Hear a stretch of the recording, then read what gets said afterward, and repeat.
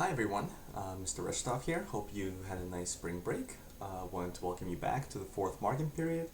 And we are starting off with an assignment on the history of music and the evolution of music, how everything evolved, how it started a very long time ago, thousands of years ago, and either where we are now or where we're going, in the next, few hundred years, wherever that goes. You have an assignment to do, and I will go over that, the Google Sheets document that I attached. Some of you started and did a very good job, but for those of you who are still working, just wanted to give you a little more information, a little more detail on how that should be done. So I'm going to give you a little lecture to start, and then I'll go over the sheet. Alright, so the first real period of music, kind of where everything started, is the medieval period. But before that, it was just, they just called it early music. And if you, I'm not sure how much history you've had, but I'm sure you studied ancient Egypt and ancient Greece, ancient Rome, and that all evolved. Um, that all had a lot of influence on music. That all had a lot of influence on music over the years, and we don't really study that because music was not written down. Most of the instruments didn't survive. Some of the oldest instruments that did survive are, close to 50,000 years old. So we know music was around. We just don't really have because it was not written down. There really isn't a lot of evidence of what to study. So for what we have evidence of, that's kind of the birth of music was around the medieval ages. Um, the medieval period is there are actually three of them. It starts at about 500, the year 500, and it's every 300 years. It kind of has a new start, a new period. So from 500 to 800 is called the early medieval period, then 800 to 1100 is the middle medieval, and then 800 to 1400 is the late medieval. And as you can probably imagine, all of that, the 300 years had a really, really big impact on what the music sounded like and what instruments and how everything was, recorded in that sense.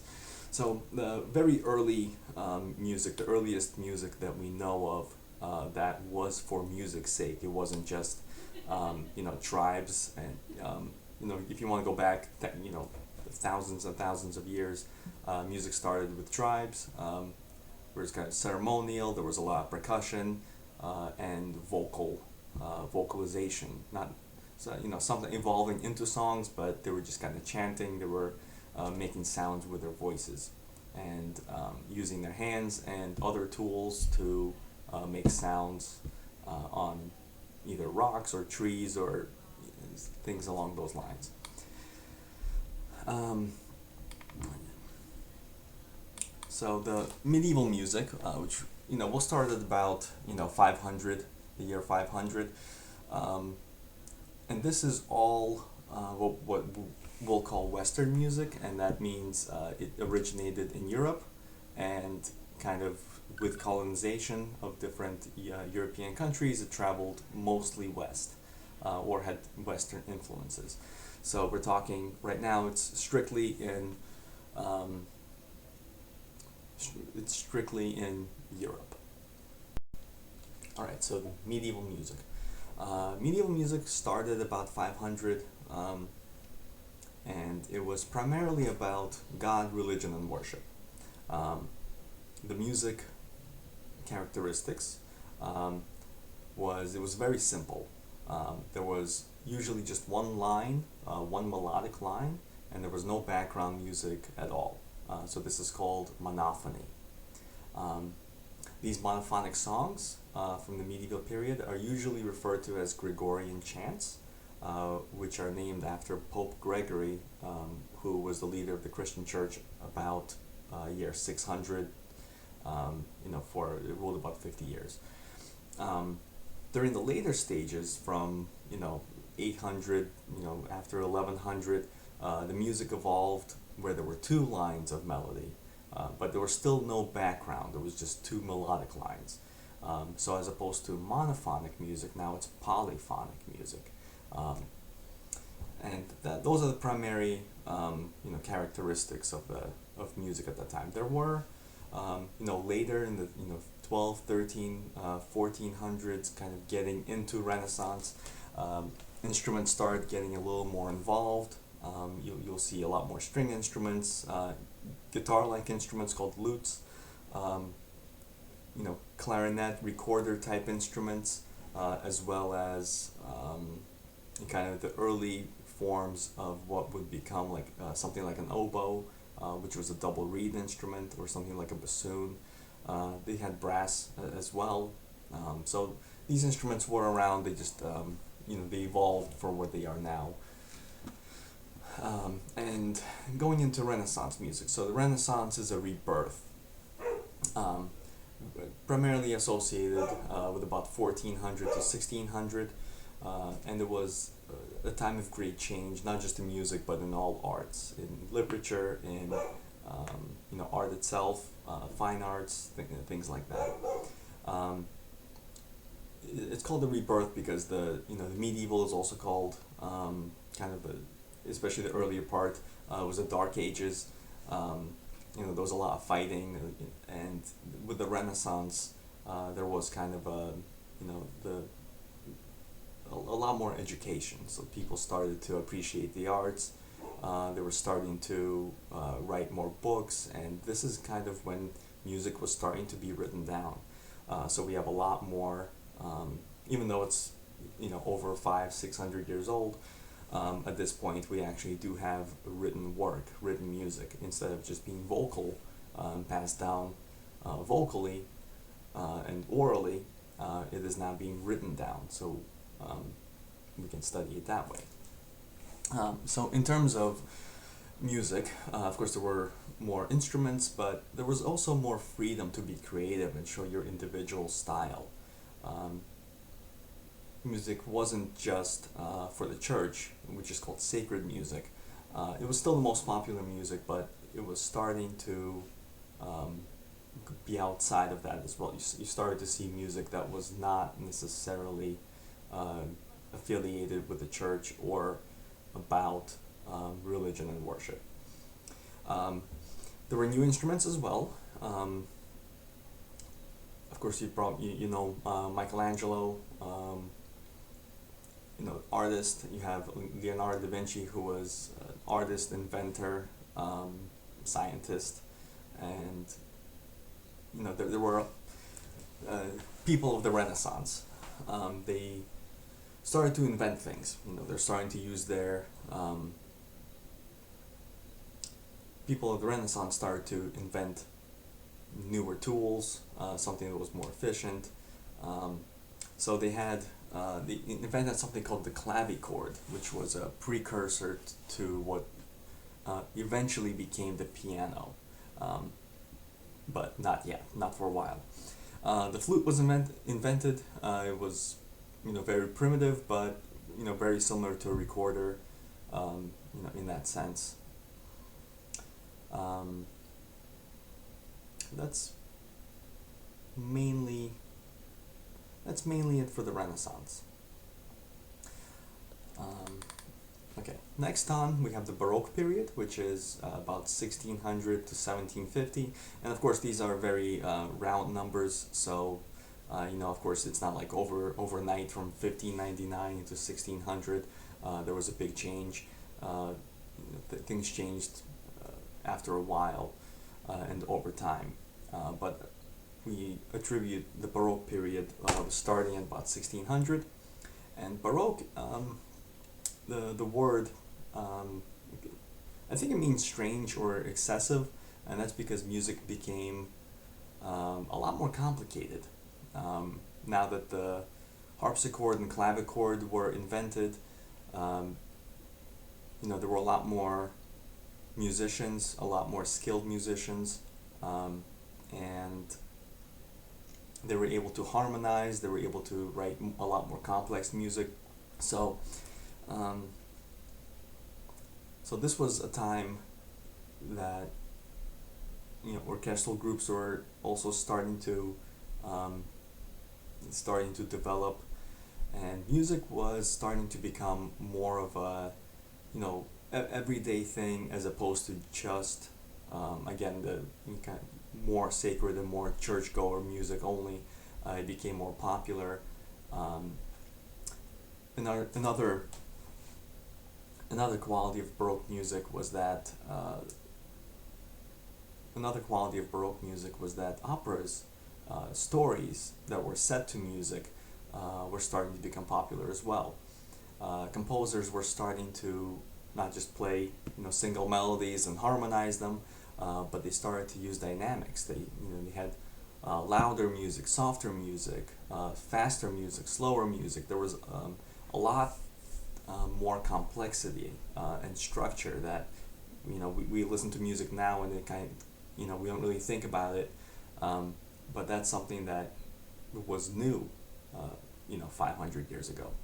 um, so there's a lot and a lot, and even though it's not the classical period yet, this is when music started to really get complicated. um, Orchestras, bigger groups were starting to play together, and just music overall was starting to become a lot more complicated. The next we have the classical period, and the classical period um, is about 15. I'm sorry, about 1750 to about 1820, 1830. It's not a long period, uh, but in terms of what it accomplished, it's probably the most important. The classical period is mostly associated with Mozart. Mozart was born in 1756 and died in 1791. And even though he was very young, he even though he was very young, he did accomplish a lot. He wrote a lot of music. He was a prodigy. Starting at I think age 4 or 5, he just kind of had music in him. Um, so he was really one of the most important people at the time. There were, of course, other composers, very popular. If you Google classical composers in the late 1700s, you'll find a lot, and you can't even begin.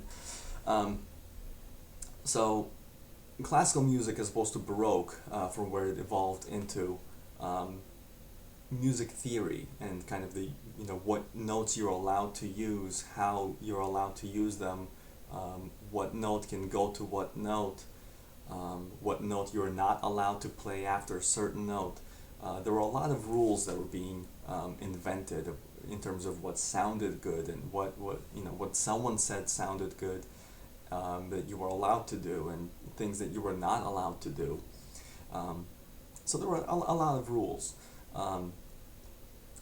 But as a result, music was very balanced, and that's why a lot of people nowadays, 300-400 years later, they find classical music very boring, because there are a lot of rules and everyone is following these rules. One of the changes from the Baroque period, one of the evolutions of classical music, was, if you remember, I mentioned monophonic music, and polyphonic music, polyphony. Now we have, instead of just one line by itself or two different melodic lines by themselves, now we have one line of music, but it has a background, it has harmony. Um, so that's called homophonic music. Not monophonic, polyphonic, but now homophonic, which is one melody, but it has a lot of depth, a lot, that harmony that I mentioned. It has background music that very much supports the melody. It is not a different melody, but they work together.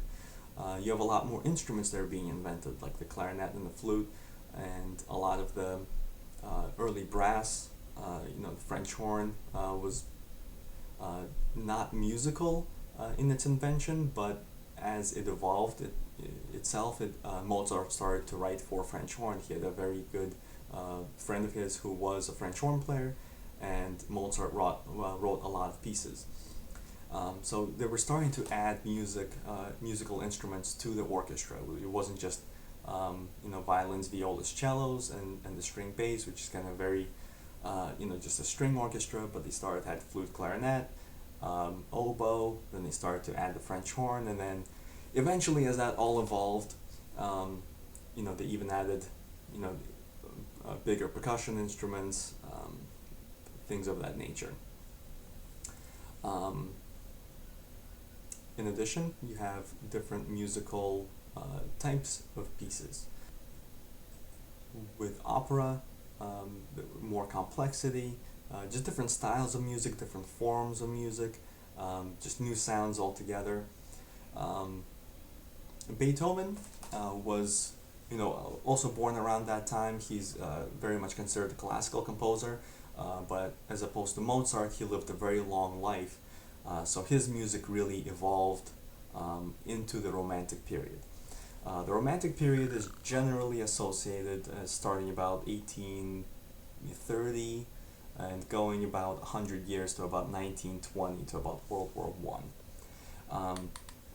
The Romantic period reflected, political and social changes.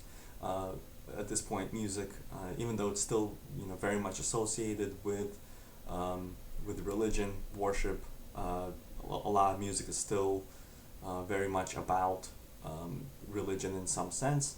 Romantic period was more of a emotional change for people. Composers started to experiment with music, and they showed more creativity. They started to break certain rules that were imposed in the classical period. Melody became one of the dominant features, and melodies melodies were also used to express nationalism, meaning a specific loyalty to a group of people or a certain country. So at this point, there was a lot. You could say there were Italian operas were very popular. German, Austrian had a kind of a specific feel.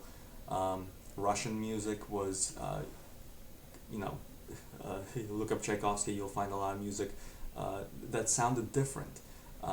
They were written for either a certain ruling class or just with a certain tradition in mind. They maybe fuse some of their folk song melodies.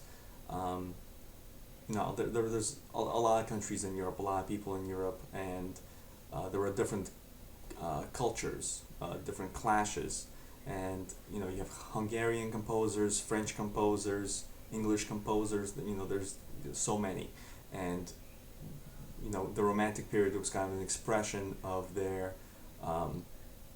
life, their livelihood, their cultures. There was again bigger operas. If you look at some of Beethoven's early work, like the first 2, 3 symphonies, and then once you go into Symphony Number 5, Symphony Number 7, Symphony Number 9, you'll see how dramatic it gets. So there's a lot more emotion that goes into it, a lot more rules that are either being added or some of the classical rules that were imposed are being broken. Just a lot more instruments being added. You had, a full brass section. You had 4 to 6 to 8 French horns, between 4 and 8 trumpets, trombones, big timpani. Orchestras doubled in size. They went from being 20 string players to 40 to 60. You have a lot of progress, a lot of change during the Romantic period. And this is going, into the 1900s, into the early 20th century. At this point, the piano was invented. Most instruments that we know of today have been invented. And there were even composers who were inventing instruments that we don't really use today, but they wanted to invent a specific instrument for their orchestra. Or Tchaikovsky, for his 1812 overture, he actually used cannons because he wanted that big bombastic effect. So just, a lot of composers just really thinking outside of the norm of what music was in the classical kind of very constrained classical period. Moving on, we have the modern, which is 1890s, kind of very late 19th century going into the early 20th century. Generally, when we're talking about this period, it's about 50, 60 years roughly until World War II. After World War II ended, a lot of things really changed. Um, so I put on the Google sheet, I put 1980 because that music was still being written in that fashion. It doesn't mean that the music ended, and even now there are Renaissance groups that write original Renaissance music. It doesn't mean that the music is not being written. So I kind of extended it, but it's about 1890 to maybe like 1960. Um, and because those composers, a lot of them are still alive. They're born in 20s, 30s, and 40s. They were writing music. They are still writing music of that same style. So music in the 20th century considered mostly like about rebellion and about change, going against tradition. So where we have the classical and the kind of romantic period is breaking a lot of the rules of the classical period. Now we have the modern music where there's completely breaking all of the rules of what music is, what music can be, how music is written, how it's played, what is considered a musical instrument. Just it's a very it's a very large topic. On top of that, you also have technology. You have electronic music that it's not EDM, which is kind of more popular music, but there is classical electronic music, which is just completely different. Um, so along with that, along the same timeline of the 1890s, we also have popular music that is being born around that time, and jazz becomes popular after World War One, in about between 1915 1920. Um, swing and jazz and those kind of smaller groups uh, who primarily started to write dance music for big dance halls. But that's not considered classical music. Even though you have a jazz orchestra, it's still considered an orchestra. It is not classical music. So that there is a certain thought. There is a certain distinguishing factor that makes classical music classical, and that kind of goes behind the composer who writes that music. Um, so there's a lot of features that you'll find in terms of what characteristics. I gave you a few examples. I gave you for the modern. I gave you Igor Stravinsky, the Rite of Spring in the early 20th century, 1913. If you look up any of Stravinsky's work, you know it's crazy in terms of what he accomplished. It's sometimes very terrifying music because he was just able to write that kind of music.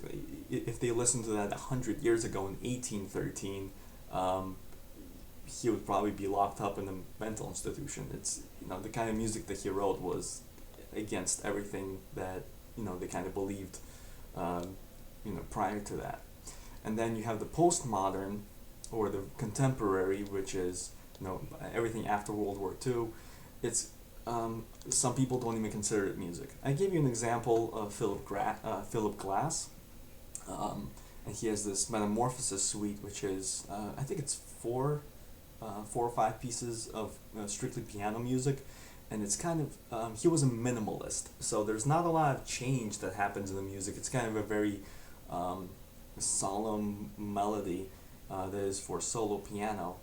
But if you listen to the entire 35 minute work, you'll see kind of what I mean. It's still considered classical. It's certainly not popular music. It's very classical, but it is also nowhere near what Stravinsky did in with the Rite of Spring.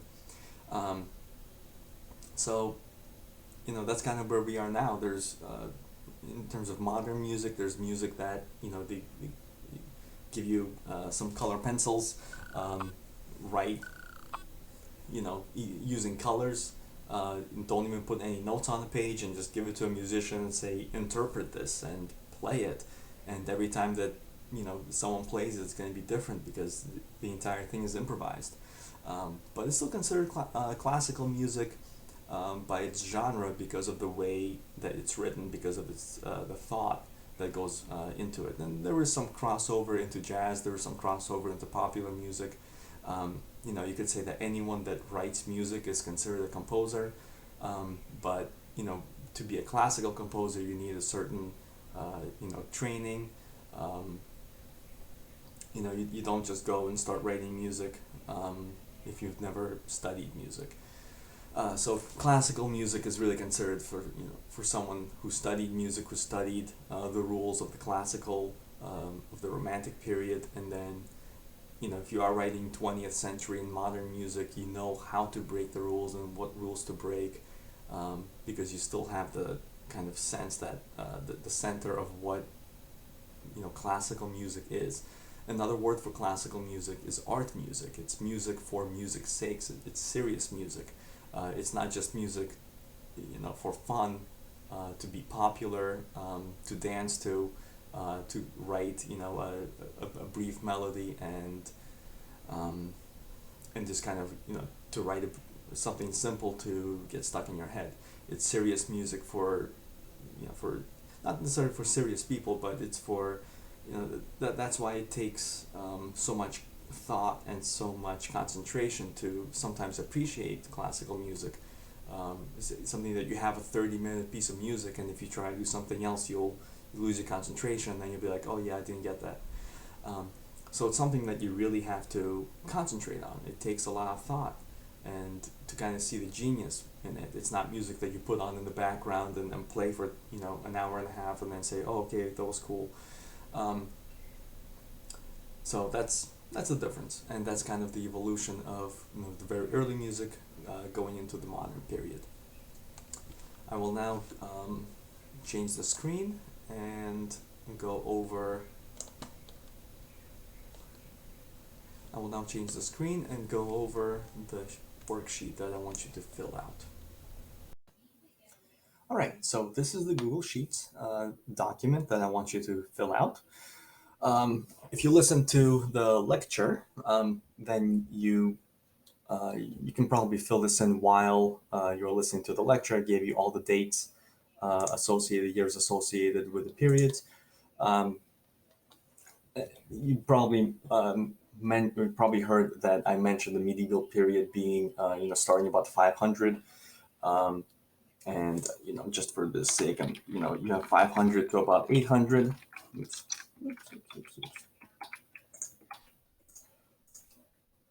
Medieval period, we have 500 to about 800, which is the early medieval period. And then we have 800 to 1100, which is the middle medieval period. And then we have 1100 to about 1400. So, as I mentioned earlier, the 508 to 800 was very early music, and it was kind of known as just monophonic, Gregorian chants, single line. Things were starting to get a little more developed around this time, and then later, which I kind of put these two together for the years associated. You will not find very much music for 5 to 800, which is why I just kind of left at 800 to 1400. But between 1100 and 1400 is the latest part of the period, and that's where you'll find the most information, the most composers. You can use any characteristics, not just from 800, but early music was very simple, and that's kind of what I'm just alluding to. So give me two characteristics for that, and look up a composer and look up one piece of work. One medieval composer, one piece of work. Because there is not a lot of music that survived, you don't have to do the second example for medieval or the Renaissance. Just give me one composer, one example. Renaissance gave you all of this. Baroque, it gave you one very important characteristic, and that's tonal music becomes standard.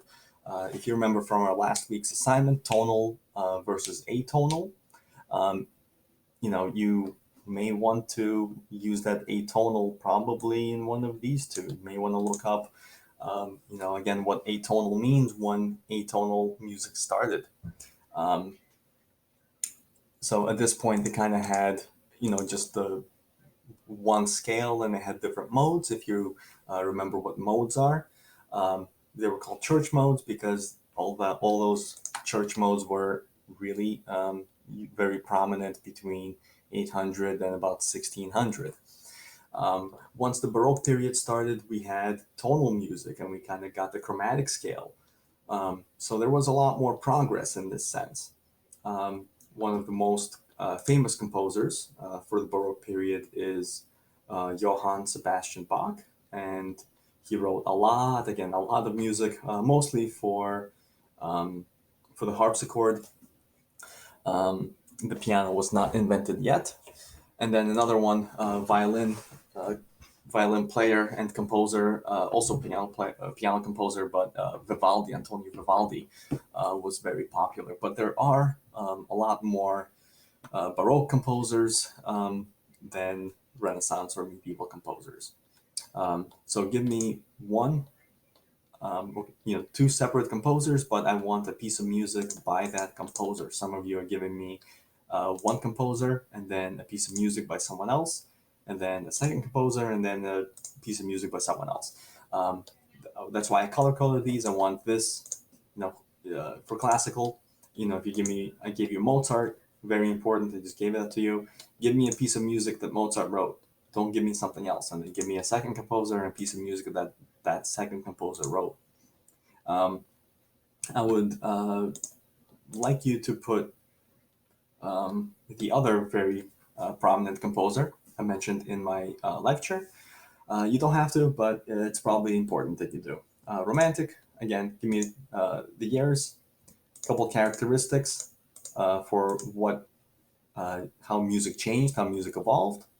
Um, composer, piece of music, composer, piece of music. And then we have the modernist or the modern music of the 20th century. I gave you one example and one piece of music. You can either Google it or listen to it. It is a wonderful piece, and it will give you nightmares. Um, well, maybe not, but it is a wonderful piece. Igor Stravinsky also wrote the Firebird Suite, which is just absolutely fantastic. I do want you to give me a second composer and a piece of example, and then postmodernist or contemporary. Again, this is not popular music. Do not put, you know, uh, whatever popular music you listen to. Um, don't give me Marshmallow. That is not a composer of classical music.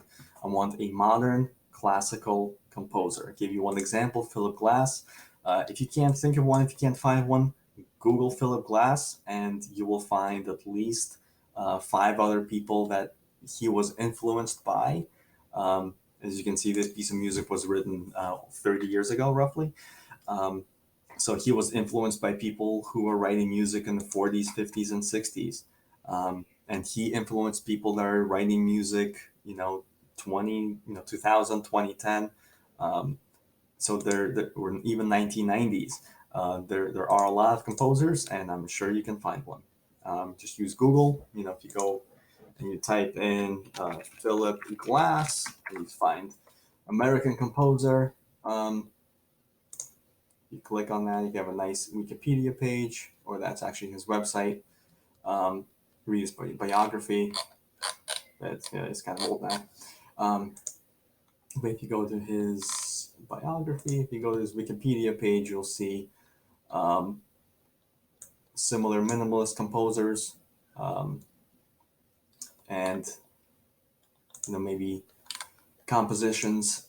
You can find a lot of work.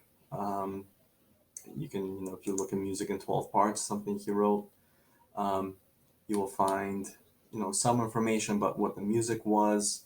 If you find the Philip Glass Ensemble, you can kind of click around, Google that on this keyboardist. Maybe you can find some information who this guy was. Maybe there was a composer associated. So you can see that he wrote his own Dracula.